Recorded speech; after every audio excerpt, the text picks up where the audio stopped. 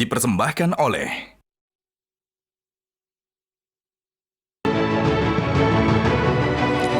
Selamat malam para pemirsa, ketemu lagi di Hot Room dengan saya Hotman Paris. Pada saat masyarakat Indonesia sedang fokus mengikuti kasus pidana Vina, almarhum Vina di Cirebon, ternyata tindak pidana lain semakin meluas. Akhir-akhir ini tindak pidana yang semakin meluas adalah tindak pidana penipuan cinta melalui dunia maya, love scam, di mana orang berkenalan dengan aplikasi cinta seperti Tinder. Berkenalan baru 1-2 bulan, si cowok kadang meminta foto tanpa busana, meminta uang, dan kemudian berakhir dengan pemerasan. Demikian juga wanita juga banyak yang melakukan hal yang sama. Ada apa ini? Dan anehnya lagi, sesudah menjadi korban, si korbannya tidak berani membuat pengaduan. Halo para pemirsa, Hotman sebagai orang yang sudah banyak pengalaman dalam dunia cinta, agar berhati-hati dan harus berani dan melihat yang merayu Anda melalui aplikasi cinta. Kalau ada cowok baru 2-3 bulan sudah meminta uang, pantaskah laki-laki seperti itu untuk dicintain? Masih banyak cowok yang gantengnya seperti Hotman Paris. Para pemirsa, inilah topik kita malam ini, love scam, tipu daya cinta melalui dunia maya.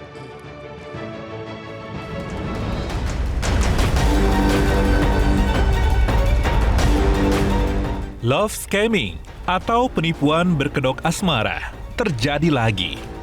Kali ini salah satu korbannya adalah anak di bawah umur dan juga seorang perempuan dewasa. Namun yang mengejutkan, pelaku love scamming ini adalah seorang narapidana yang melakukan aksinya dari dalam lembaga pemasyarakatan Cipinang. Jika membuka kacamata dan pandangan lebih luas, love scamming ini kerap terjadi di berbagai lapisan masyarakat. Mereka menganggap dunia maya adalah sebuah tempat yang nyaman untuk mendapatkan teman, bahkan pasangan baru. Mereka kerap berselancar di dunia maya melalui ragam akun media sosial hingga dating apps. Rendahnya literasi digital tentunya membuat ancaman love scamming kian meningkat.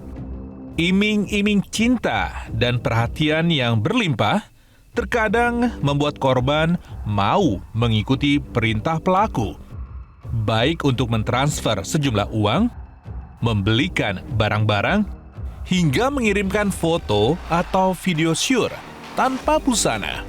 Apa yang sebenarnya membuat kasus love scamming ini kerap terjadi? Apakah memang literasi digital masyarakat yang kurang? Minimnya pendidikan seksual sejak dini, ancaman hukuman pelaku love scamming yang rendah, atau pengawasan akses digital yang kurang maksimal?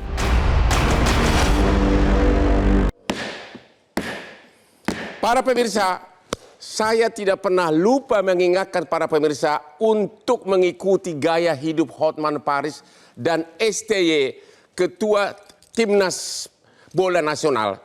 Yaitu kami berdua adalah pecinta kopi luwak hitam premium.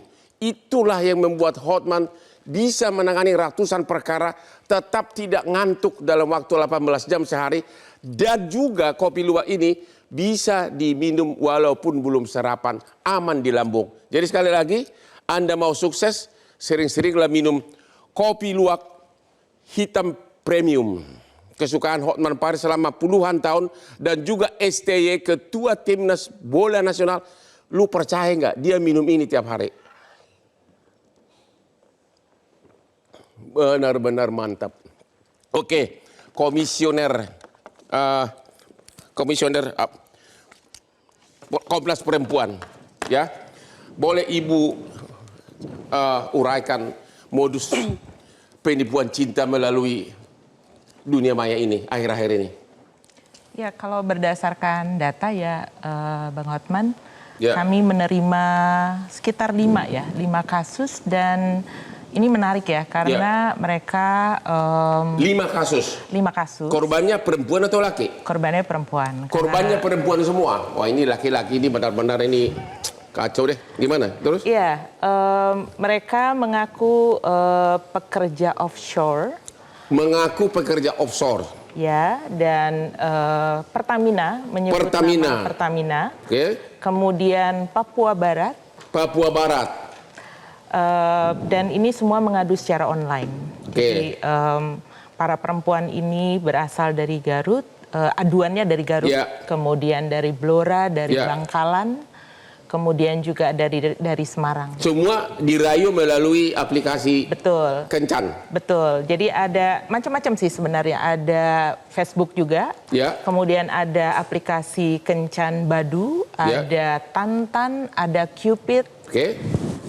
Dan semuanya modusnya sama ya. Jadi alasannya nggak bisa ketemu gara-gara tugas begitu? Betul. Alasan tidak bisa bertemu, tapi dibuka dengan perkenalan, kemudian pendekatan secara intens, lalu kemudian I love you, good morning gitu kan? Betul. Kemudian akhirnya saling menyatakan, si pelaku menyatakan cinta. Tapi kemudian melakukan kebohongan, misalnya saya mau datang tapi saya perlu diberi uang untuk transport, saya kehilangan barang, saya kerampokan ketika dalam perjalanan, sehingga perempuan atau korban harus wanita percaya aja begitu. Kalau dalam urusan cinta, cinta itu semuanya kan ada trust ya. Dan inilah yang menarik dari kasus-kasus love scamming. Jadi ibu mengatakan dalam urusan cinta logika udah nggak berlaku gitu? Ya pada titik tertentu ya. Begitu? Pada titik tertentu itu terjadi karena sebenarnya yang diarahkan adalah satu pada manipulasi perasaan ya. Manipulasi perasaan. Betul. Bahasanya mantap banget itu. Manipulasi perasaan. Terus? Iya, ada manipulasi, ada kebohongan. Tapi karena merasa bahwa ini adalah teman dekat dan dia selalu bersama dan si pelaku ini menangkap ada kerentanan korban. Itulah yang disasar sebenarnya. Kerentanan korban misalnya wanita kesepian begitu? Betul. Kemudian merasa butuh teman. Butuh teman. Kemudian cukup mapan sebenarnya si perempuan. Rata-rata wanitanya cukup mapan. Cukup mapan. Dalam arti dia punya penghasilan. Walaupun mungkin juga terbatas ya. Tapi setidaknya dia punya penghasilan dan merasa bisa membantu si temannya ini. Dan sampai berapa kali mereka kirim uang? Tetap masih tidak kepikir bahwa ini cowok penipu gitu loh? 1 kali, 2 kali, tapi kan itu juga ada rasa aneh gitu ya. Dan biasanya mereka akan menyetop. Setelah itu ada marah dari si pelaku dan merasa bahwa kok kamu tidak cinta pada saya gitu. Jadi rasa cinta, kata-kata cinta itu selalu diulang untuk mengatakan bahwa kamu harus kirim sesuatu ke saya, kirim barang atau kirim uang, transfer uang untuk membuktikan rasa cinta gitu. Dan sesudah mengadu begitu ke Komnas, apa tindakan dari Komnas? Seperti biasa kalau kami kan melakukan rujukan ya, karena sistem referral yang kami punya dan pengaduan ini menariknya adalah di Polsek. Di Polsek. Nah, mungkin nanti saya akan tanya ke hukum pidana. Betul. Itu termasuk penipuan enggak sih? Kalau menurut saya. Nanti kita akan bahas itu ya. Penipuan enggak itu? Kalau menurut saya iya. Kenapa penipuan? Karena satu, kita tidak pernah tahu siapa dia. Kedua, IP bisa berganti-ganti. Ketiga, tidak pernah ada pertemuan secara Kalau saya bilang sama ibu, I love you bu, kirim dong uang dong. Itu penipuan bukan? Tergantung. Kalau misalnya Bang Hotman menyatakan bahwa ada sebuah rasa percaya yang kemudian dibuktikan, kemudian saya mengatakan bahwa mari kita melakukan sesuatu kesepakatan, tapi kemudian ternyata kesepakatan itu tidak pernah terjadi. Misalnya kita akan bahas nanti dengan Pak Jamin Ginting. Ibu dia, yang kalian, ibu kan ketua yang bagian apa tempat mengadu orang-orang korban dari apa korban love scanner ini ya? Iya betul. Coba diuraikan apa aja pengaduan yang datang ke organisasi Ibu? Saya kan mewakili dari komunitas Waspada Scammer Cinta. Waspada Scammer, ya. Iya, jadi udah langsung mengerucut ya Bang ya. Jadi kami tuh menerima aduan bukan hanya orang Indonesia, perempuan Indonesia saja yang di dalam negeri, tapi juga yang dari luar negeri, dari Denmark, dari Australia, dari Saudi Arabia, dari Malaysia, kurang lebih seperti itu. Yang dari luar negeri korbannya perempuan? Perempuan laki sama Bang. Oke. Terus udah gitu, kalau tadi Abang bilang kenapa sih mereka kok tiba-tiba kok jadi terjerat di situ ya Bang ya? Karena kalau misalnya dilihat dari lapangan dan juga dari pengaduan-pengaduan itu ada 3 hal Bang. Karena mereka lonely, mereka kesepian. Mereka kesepian. Terus udah gitu mereka juga alone sendiri. Mereka juga alone. Nah, sama mereka itu desperate. Desperate apa dulu? Ingin sesuatu, ingin cinta, ingin elusan gitu. Mungkin juga karena keterpaksaan, karena kondisi. Kayak misalnya sudah dimintain sama orang tuanya untuk cepat-cepat menikah. Oke, jadi kurang lebih seperti ada itu. ada tuntutan cepat menikah, begitu ada cowok mendekati langsung mau gitu. Enggak juga sih. Mereka juga sebetulnya juga udah milih-milih Bang. Makanya mereka tuh pakai aplikasi agar supaya mereka tuh udah jadi ngejaring lah ya. Lewat misalnya hobi yang sama, agama yang sama, terus sedikit itu kesenangan yang sama, apapun itu atau pekerjaan yang sama kurang lebih kayak gitu. Nah, sebetulnya mereka udah berusaha Bang. Tapi yang tadi Abang bilang terus sedikit itu apakah karena cinta terus sedikit itu jadi bodoh gitu dan apakah ini penipuan apa enggak? Jadi gini Bang. Kalau di lapangan mereka itu tulus untuk mencari jodoh, untuk mencari teman hidup. Maksudnya si korban ini? Korban. Tulus mencari pasangan hidup. Nah, naif lah ya, bilang naif, kita naif. Nah, tapi yang di sininya ini, misalnya Abang gitu ya, mohon maaf. Jangan saya. Jangan. Oke deh, orang lain itu si A gitu ya. Dia itu niatnya dari awal mencari uang. Nah, jadi dari situ itu udah beda ya Bang ya. Jadi yang satu mau mencari sebetulnya ketulusan, sedangkan yang di situ memang niatnya untuk mencari uang. Jadi mau nggak mau dia nipu untuk supaya bisa dapetin itu. Makanya pada saat kalau kita minta korban melapor, laporannya itu adalah karena ditipu gitu loh Bang. Ada berapa jumlah persentase cewek sama cowok yang sebagai korban? Iya sih, memang lebih banyak perempuan sih Bang. 1:5 Bang. 1:5? Iya. Terus sudah ada nggak yang sampai sudah proses pidana ke pengadilan? Sudah ada. Ada berapa orang? Bisa dihitung dengan jari sih Bang kalau itu ya. Bisa dihitung dengan jari yang menempuh proses hukum, tapi yang korban banyak banget begitu? Betul. Karena apa itu nggak berani? Karena gini Bang, mereka tuh kan sudah jadi korban secara mental sama finansial Bang. Jadi untuk ngadu aja mereka tuh kadang-kadang tuh udah capek duluan karena udah atau malu juga. Atau malu juga. Nah terus udah gitu secara finansial kan harus bolak-balik gitu ya Bang. Mereka nggak ada uang lagi. Jadi terus udah gitu mau nggak mau mereka jadi mikir-mikir lagi. Nah bagi yang beberapa itu mereka ada waktu, masih ada uang dan mentalnya juga masih bisa karena disokong mungkin sama support system di keluarga yang lumayan dibandingkan dengan yang tadi enggak. Nah, jadi cuma tinggal beberapa gelintir aja lah yang di saya itu paling cuma nggak sampai 10 Bang. Dan itu sampai sekarang udah ada yang 3 tahun itu masih belum diapa-apain. Belum diapa-apain sama? Kita udah kasih laporan dari kepolisian. Ya karena pelakunya pun nggak tahu di mana kan? Ada yang sudah tahu Bang, ada yang udah ada orangnya, sudah ada semuanya datanya. Tapi mungkin satu dan lain hal, ada yang lebih penting mungkin, jadi terus sedikit itu masih agak dikesampingkan sekarang. Jadi proses penindakan hukumnya pun masih masih agak lama ya dibandingkan dengan yang lama. Kita habis ini akan berbicara langsung dengan salah satu korban aplikasi cinta, korban penipuan cinta. Ketemu lagi di Hot Room.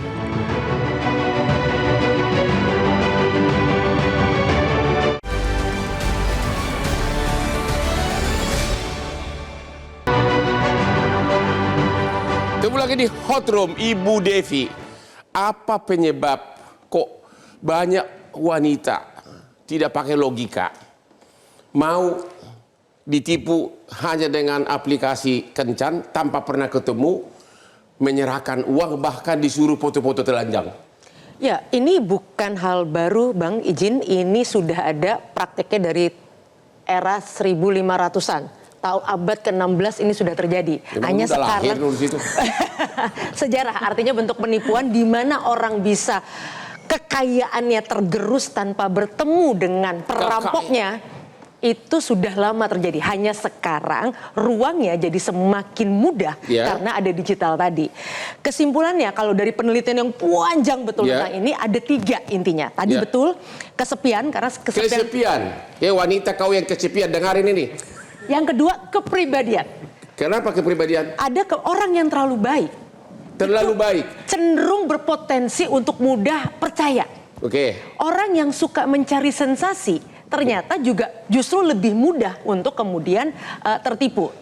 Ketiga, mitos bahwa korban itu mohon maaf pasti orang yang tua, pasti orang yang mohon maaf tidak cerdas dan sebagainya, itu salah. Realitanya orang-orang cerdas justru banyak yang tertipu. Kenapa? Mereka terlalu percaya diri bahwa dirinya tidak akan tertipu, malah mereka yang sebenarnya banyak tertipu. Dan angka terbesar seluruh dunia, paling tidak penelitian di 46 negara, justru negara-negara nomor 3 top korban ini justru negara-negara paling maju di dunia, Amerika Serikat salah satunya. Jadi tidak ada hubungannya dengan kecerdasan.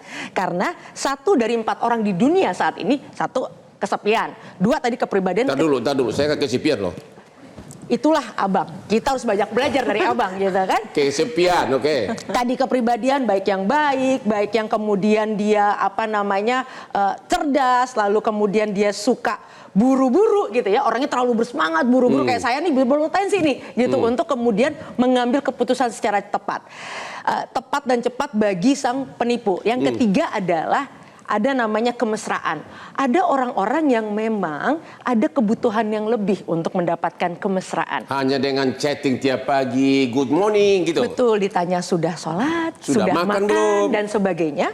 Yang awalnya catatannya sebenarnya nggak semudah itu, Bang. Lanjutannya, mereka hebatnya para penipu ini, walaupun tidak ada persekutuan para penipu ini seluruh dunia, tapi satu yang mereka tampilkan, bukan hanya mereka menghujani dengan cinta, tapi mereka juga menampilkan diri layaknya orang biasa. Yaitu apa? Mereka mengakui misalnya mereka punya kelemahan. Sehingga dalam komunikasinya, orang akhirnya tertipu yang awalnya, ini mah tukang bohong. Tapi lama-lama karena orang ini juga menampilkan sisi lemahnya, jadi seakan-akan dia manusia beneran, itu membuat orang menjadi makin percaya.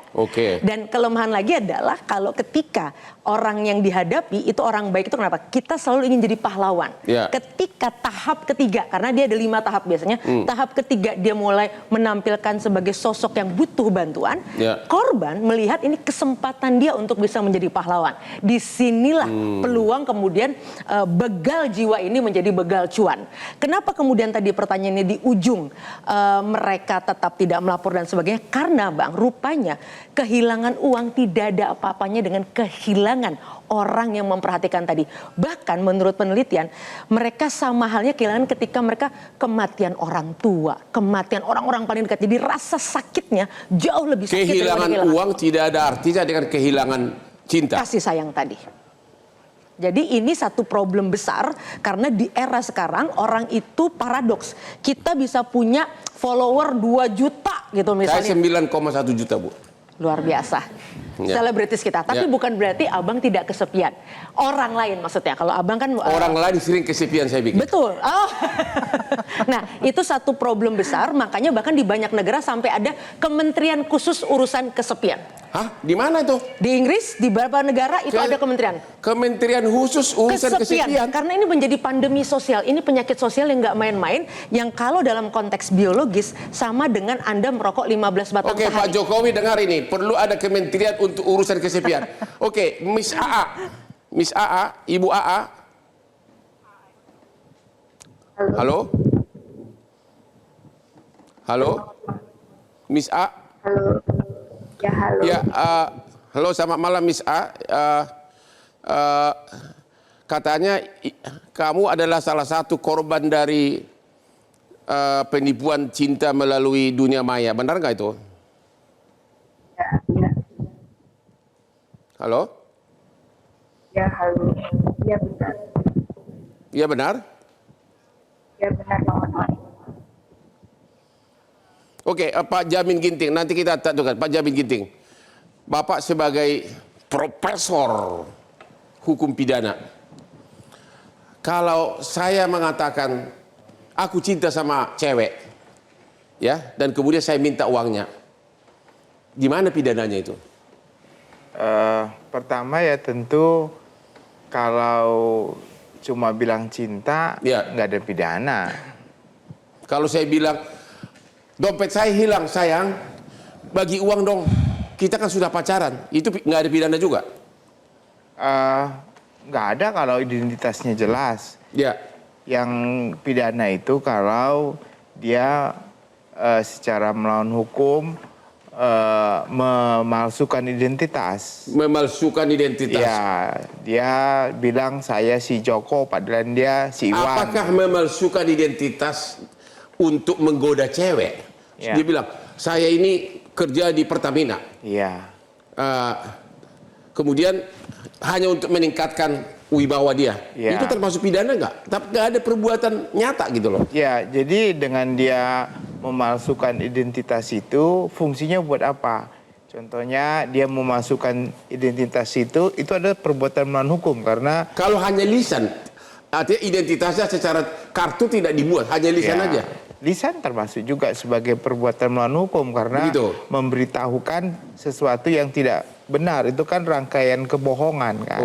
Perbuatan rangkaian kebohongan. Jadi dengan kebohongan itu orang wanita itu jadi tergerak. Sebenarnya kalau dia belum tentu tergerak wanita itu kalau dia jujur apa adanya seperti apa yang dia bilang. Tapi karena dia berbohong dengan memasukkan identitas atau rangkaian kebohongan sehingga orang yang lain tadi bisa wanita pria tergerak untuk memberikan sesuatu. Kalau nggak seperti itu pasti dia nggak tergerak. Jadi kalau dalam konteks penipuan itu yang menggerakkan dia memberikan sesuatu itu bukan korbannya, tetapi pelakunya dengan segala tadi ya, tipu daya, tipu muslihat, martabat palsu, identitas palsu, rangkaian kebohongan, itu yang membuat seseorang ini tergerak untuk memberikan tadi. Jadi contohnya dia bilang saya kerja di, mohon maaf ya, di pertambangan begitu. Enggak, gaji saya ini banyak, tapi kebetulan perlu uang. Padahal dia nggak kerja di situ, berarti kan ada perbuatan melawan hukum dengan memalsukan identitasnya. Jadi menurut Bapak, para korban bisa melaporkan secara pidana? Bisa, di tindak pidana penipuan gitu. Pasal kan. 378? Di 378, karena orang dengan identitas itu saya tergerak, seandainya enggak. Tapi beda kalau tadi dia bilang identitasnya sama, saya mencintaimu, yang satu bilang, oh dia kasih, itu nggak bisa. Sama seperti orang janji untuk menikah, pacaran itu susah. Itu janji untuk menikah tidak bisa dipidana. Iya. Janji mengatakan I love you padahal tidak cinta itu tidak bisa dipidana. Tidak bisa karena identitasnya benar-benar. Karena identitasnya tidak dipalsukan. Tidak dipalsukan. Jadi gimana cara membuktikan bahwa cinta itu tidak palsu atau tidak? Membuktikan cinta palsu atau tidak ya tergantung hati masing-masing. Hati masing-masing. Oke. Para pemirsa, kita lihat dulu grafis berikut ini bagaimana bentuk-bentuk penipuan. Coba. Konsep penipuan romansa dengan rekayasa sosial. Wah, romansa. Oke. Silakan. Seseorang yang sedang mencari persahabatan atau romansa. Targetnya. Jadi targetnya itu gitu. Wanita-wanita yang mencari. Oke. Korban diberikan perhatian dan kata-kata manis kepada korban hingga perlu tipu daya dan cinta. Sehingga korban mulai memberikan kepercayaan. Ya, jadi kalau ada cowok mulai tiap pagi, sudah bangun belum? Sudah makan belum? Lo harus mulai curiga. Oke? Pornografi, setelah merasa dicintai, pelaku meminta korban untuk menunjukkan bagian tubuhnya lewat foto, video call. Ya. Itulah beberapa bentuk penipuan dalam dunia cinta. Pelaku menyimpan dokumentasi tanpa busana korban untuk memeras sejumlah uang. Atau pelaku memanipulasi korban agar dikirimkan sejumlah uang dengan berbagai cara tanpa disadari oleh korban. Sebagaimana yang terakhir ini, ya bahkan anak kecil pun disuruh foto telanjang oleh pelakunya, ternyata adalah orang yang sedang menjalani hukuman di penjara. Pak Doni, ini bagaimana ini? Ini Ini adalah akibat dari medsos atau apa nih, dunia maya ini?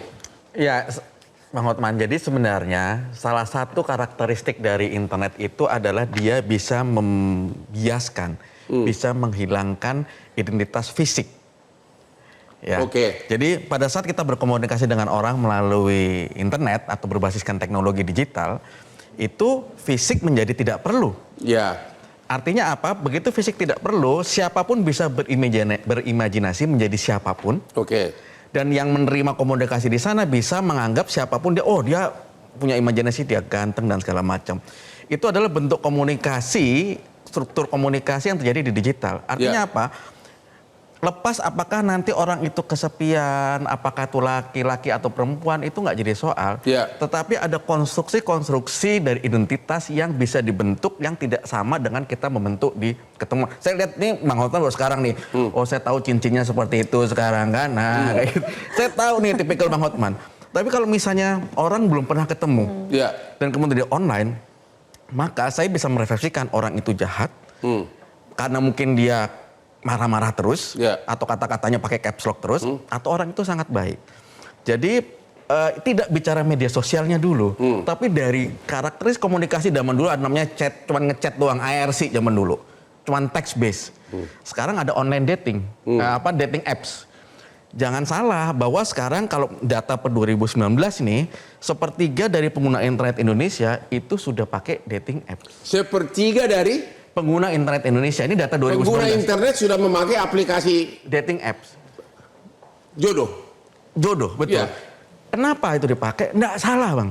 Nggak salah? Dating apps-nya nggak salah. Kenapa? Apalagi sekarang ada teknologi AI. Kita kan pingin ya ketemu sama orang tuh yang satu hobi sama kita, satu frekuensi sama kita. Pakai teknologi AI itu bisa mix and match-nya langsung dapat. Kan nggak perlu lagi, wah ternyata dia nggak cocok nih, dia minum kopi, saya minum coklat nggak cocok nih. Terus dicari, itu jadi dari secara teknologi itu memungkinkan orang untuk bisa ketemuan. Jadi ada positifnya juga aplikasi ada positifnya. Cinta itu, aplikasi jodoh. Terus saya misalnya bekerja di sektor misalnya pendidikan gitu ya. Udah teman-teman saya dosen semua segala macam. Tapi saya nggak mau nih, saya pengen saya cari yang lain gitu. Pakai dating apps itu kita bisa dapat nih sesuatu yang kita idamkan. Saya nggak pengen lagi pasangan saya dosen misalnya kayak gitu. Seperti itu. Jadi dari sisi karakteristik, dari sisi segala macam itu memungkinkan teknologi seperti itu. Dan satu lagi Bang, karakteristik komunikasi digital itu memungkinkan kita namanya kalau dalam istilah itu namanya Profesor Alwi Dahlan dulu almarhum mengatakan itu namanya komunikasi asinkronus. Artinya apa Bang? Ini saya ngomong sama Abang nih, saya lihat gestur Abang, bahasa nonverbalnya, betul nggak Bang? Jadi Abang nggak ngomong, saya udah tahu nih, Abang kayaknya bosan nih saya ceritain nih, gitu kan? Atau Abang lihat saya tahu nih, saya kelihatan komunikasi terjalin terus nonstop. Tapi kalau lewat internet itu asinkronus terjadi. Artinya apa? Pada saat saya lagi ngobrol sama orang atau saya ngobrol sama orang, tiba-tiba saya harus nyari bahan nih untuk tetap menjaga komunikasi. Saya bisa pakai ChatGPT, saya bikinkan puisi. Bikinkan puisi. Misalnya kan. Atau misalnya, saya tahu nih tanggal lahir, bulan segala macam. Lalu saya cari zodiak dengan cepat. Artinya menarik perhatian dia gitu loh. Betul, karena itu ada komunikasi yang dia nggak tahu bahwa kita melakukan sesuatu. Oke, kita istirahat dulu. Oke, para pasangan di rumah. Tadi ahli IT kita mengatakan sepertiga pemakai internet ternyata pemilik juga akun jodoh, akun percintaan. Sekarang cek punya pasangan kamu, jangan-jangan dia ikut aplikasi Tinder. Ya, diam-diam dia di depan kamu, tahu dia lagi sibuk mencari jodoh melalui aplikasinya. Ya, ini peringatan saya khususnya kepada para istri. Temu lagi berikut.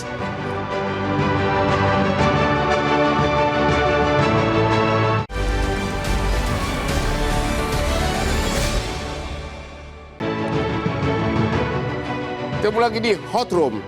Para pemirsa, saya stres barusan setelah Pak Doni mengatakan sepertiga dari pengguna internet di dunia ini termasuk Indonesia ternyata diam-diam punya aplikasi Tinder atau aplikasi jodoh walaupun dia sudah nikah. Termasuk mungkin pasanganmu yang ada di sampingmu sekarang. Oleh karena itulah saat seperti inilah aku stres selalu ada kopi luwak hitam premium. Kesukaan Hotman Paris dan STY pelatih timnas bola, kami berdua sama-sama sukses dalam karir, hobinya sama, kopi luwak premium hitam. Mantap.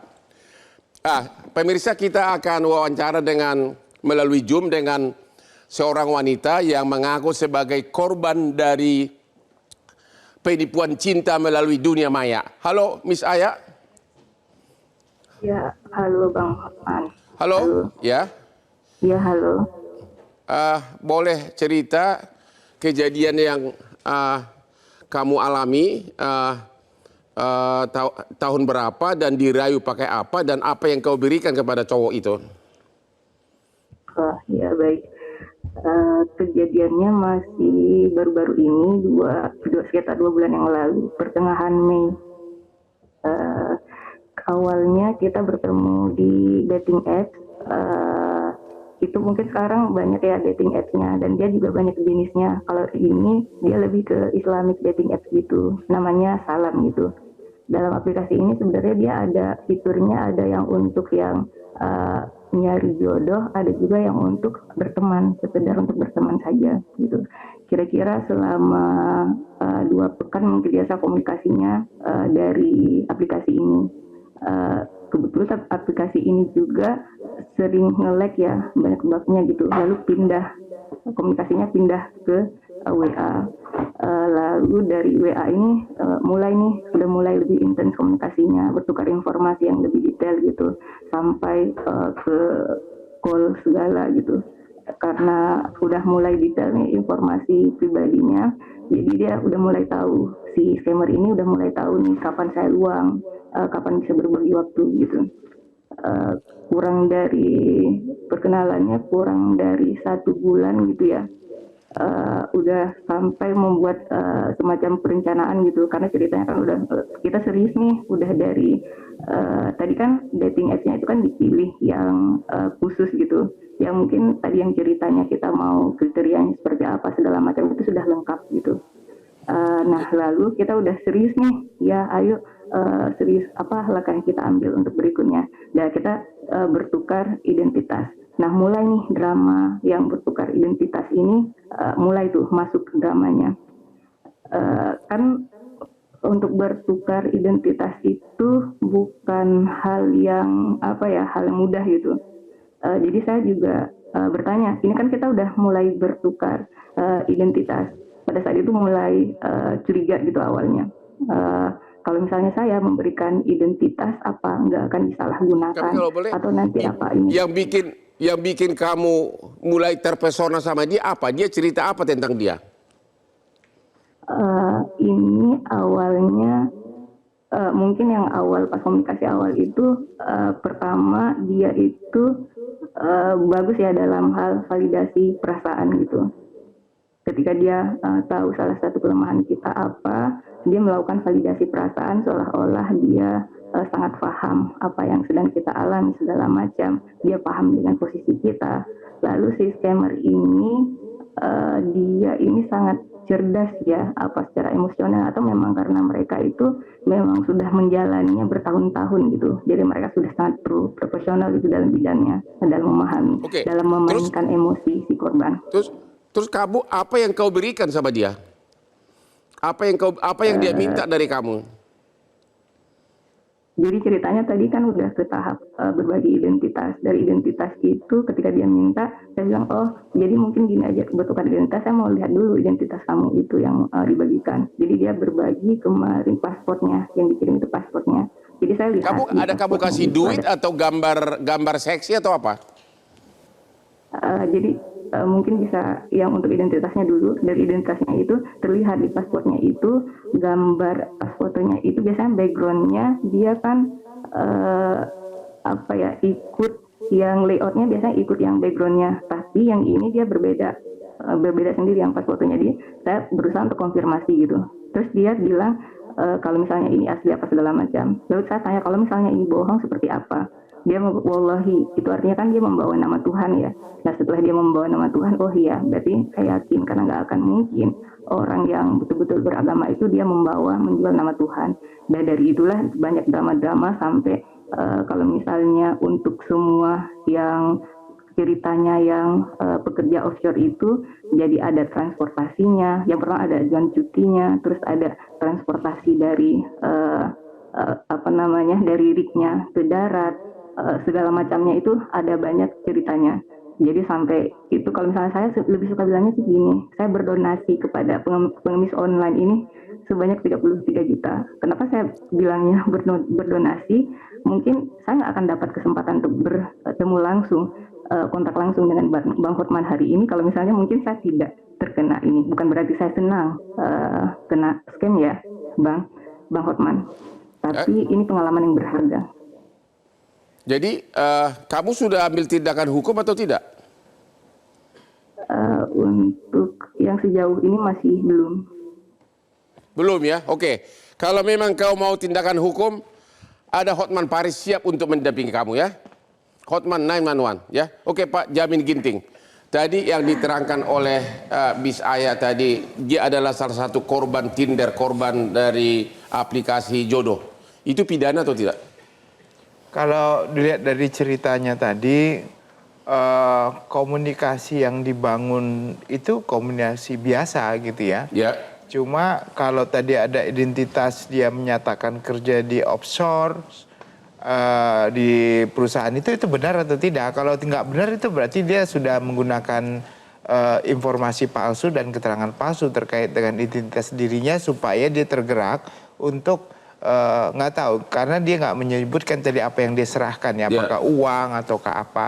Apalagi kalau dia sampai meminta untuk memberikan gambar-gambar yang tidak senonoh begitu. Itu juga ada pasal tersendiri terkait dengan pornografi dan pornografi. Jadi ada perbuatan itu. Cuma yang paling sulit adalah komunikasi itu kan dibangun untuk menentukan siapa sih orangnya ini, ada di mana orangnya. Nah itu yang harus kita telusuri karena identitas asli orang ini nggak pernah diketahui.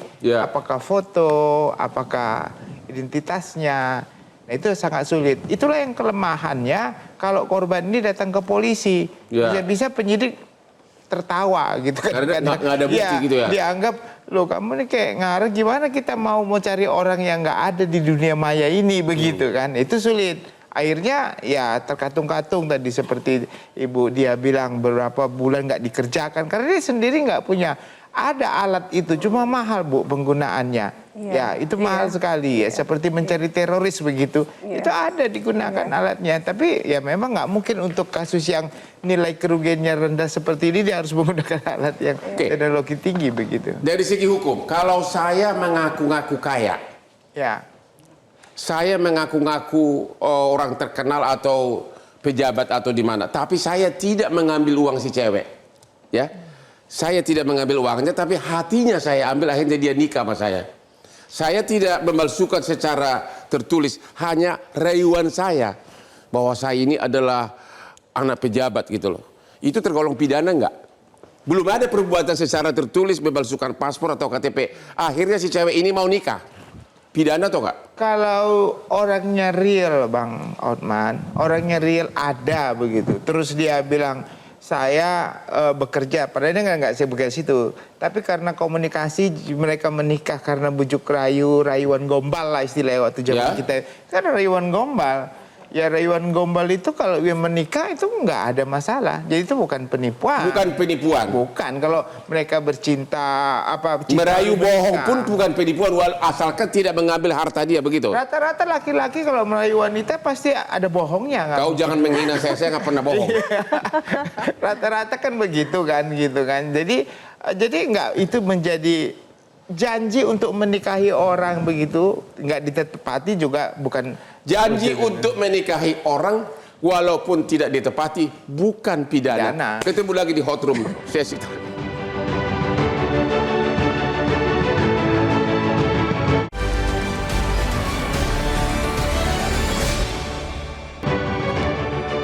Ketemu lagi di Hot Room. Ini segmen terakhir pada Ibu Teresia. Apa sebaiknya nasihat Ibu kepada wanita-wanita yang korban ini? Apakah mendiamkan saja atau gimana? Tolong yang singkat aja Bu. Ya, menurut saya yang penting adalah melek digital ya, atau ada kemampuan untuk memahami bahwa dunia digital itu pedang mata dua gitu. dia bisa memberikan kekuatan pada kita untuk berani, berdaya gitu. Tapi di sisi lain dia adalah media semua kejahatan bisa terjadi. Jadi menurut Ibu, korban ini jangan ragu-ragu untuk menempuh upaya hukum? Tidak hanya upaya hukum, tapi melek atau literasi digital itu yang dia harus kuat gitu ya. Dia harus tahu gitu. Kalau soal hukum kita masih punya kelemahan-kelemahan ya. Walaupun undang-undang TPKS. Karena orangnya pun nggak kelihatan. Betul, tapi juga karena penanganannya sendiri, aparatnya sendiri tidak memahami bagaimana menangani ini gitu. Kemudian yang kedua adalah kemampuan dia untuk memahami bahwa situasi ini bisa jadi disebabkan oleh kerentanan dia. Kerentanan soal kesepian, teralienasi, perasaan bahwa cinta, bahwa dia harus menikah, bahwa dia harus punya pacar, itu kan juga membuat dia berpikir bahwa harus Ibu Diah, punya. Anda tadi mengatakan ada kasus di Bogor di mana seorang istri umur 60 tahun juga korban aplikasi jodoh sampai menyerahkan uang ke cowok yang dia tidak pernah ketemu 1,5 miliar. Benar itu? Benar. Benar? Ya. Sedang kita tangani juga sama relawan kita. Terus, yang seorang psikolog. Umur 60 tahun, dia karena kesepian dari suaminya atau apa? Iya, kalau misalnya dilihat dari kondisi kayak gitu, iya ya. Karena sampai bela-belain kayak begitu berarti... Cowok itu ganteng banget apa yang di medsos itu sehingga sampai dia 1,5 miliar? Kalau saya dikasih lihat gitu ya, mana sih profilnya gitu ya, sampai kok cakep sih emang. Yakin Ibu? Kan kita lihat kan gambarnya ya Bang, saya nggak tahu orangnya kayak gimana. Bandingkan dulu, seganteng Hotman Paris nggak? Iya deh.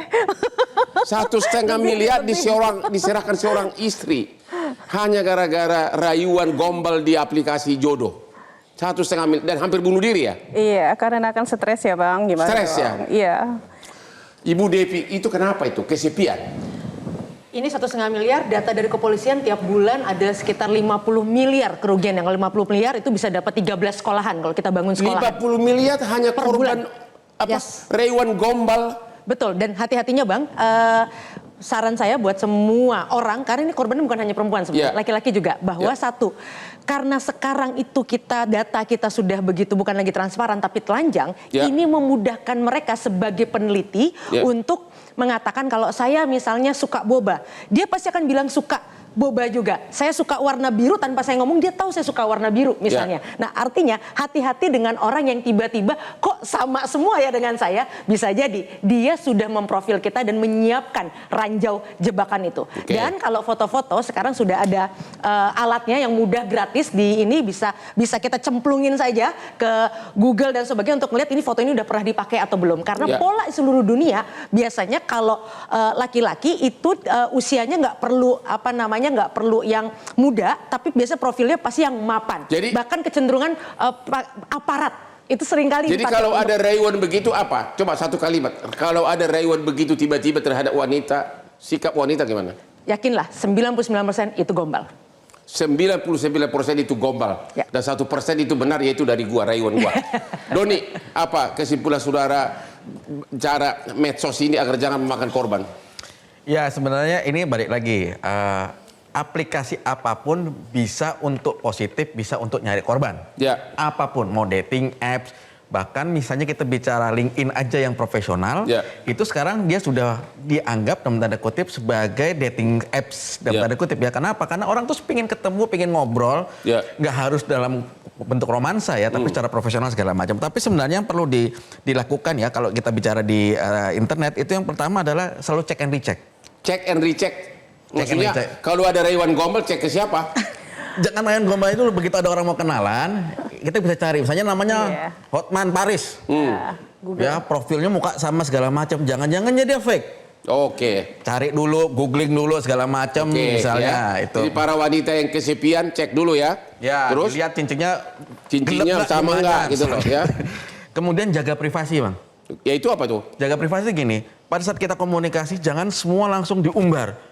Oh saya rumah di sini, tanggal lahir di sini segala macam, jangan. Tapi kita tadi nggak laki-laki nggak perempuan gitu ya. Kadang-kadang kita suka ngelos. Walaupun data pribadi kita juga sebenarnya udah banyak kemana-mana. Cukup karena kita sudah mau closing. Pak Jabin terakhir. Perlu agar semua korban ini harus berani ambil tindakan hukum. Harusnya begitu, karena yang mengakibatkan kerugian apapun, sekecil apapun, silakan melaporkan. Minimum mempermalukan si cowok, begitu kan? Ya, artinya kalau ini organized crime, itu bisa diungkap begitu. Bahwasanya ada yang dilakukan secara terorganize begitu.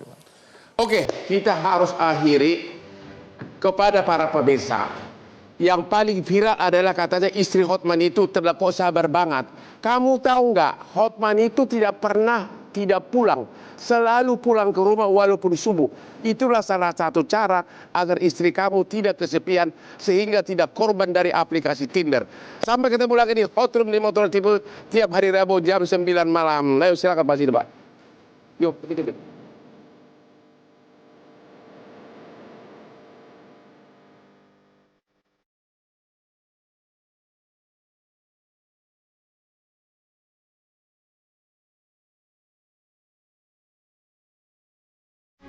Metro TV.